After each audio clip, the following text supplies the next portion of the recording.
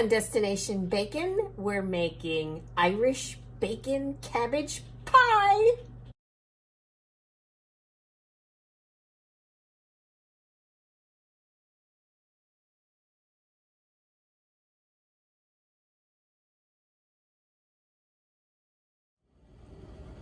After you've rough chopped your cabbage, you're going to put it in your boiling pot of water.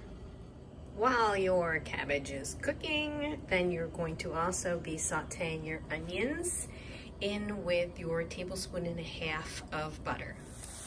Then go ahead and season your onions with some fresh ground black pepper and salt. I ordered some Irish back bacon. Now create your roux by stirring in your chicken broth and your couple tablespoons of flour. Keep stirring. For some extra creamy goodness, add some heavy cream.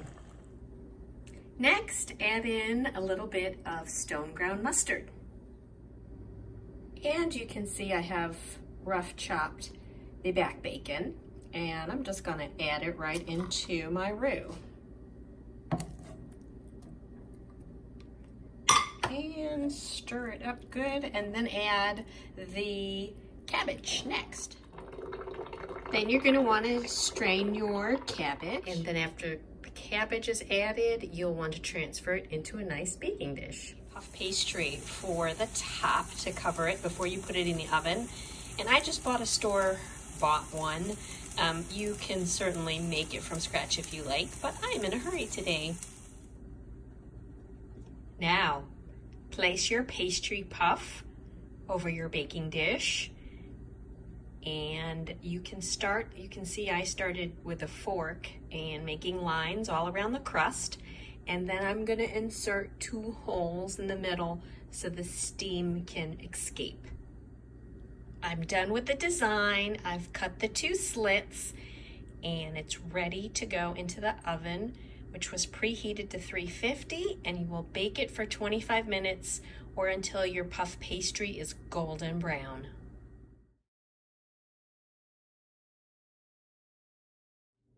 And it's golden brown, fresh out of the oven. We're going to cut it open and dig in.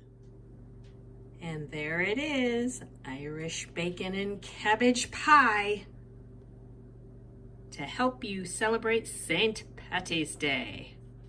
Okay, now I'm going to taste test it.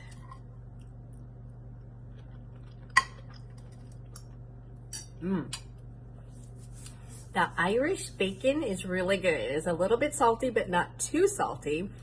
And it's more like Canadian bacon. So Irish bacon, or Rashers, as they call it, it's from the back of the hog, unlike American bacon, which is the pork belly. So more consistency of a ham or a Canadian bacon.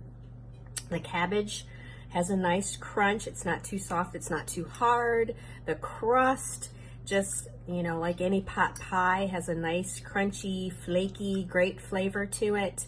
The sauce is creamy, and the pepper adds a nice little bite. I think next time I would add a little more mustard to it to get that zing in there. However, this dish turned out really good. So why don't you try it for St. Patty's Day? Have a great day. See you next week.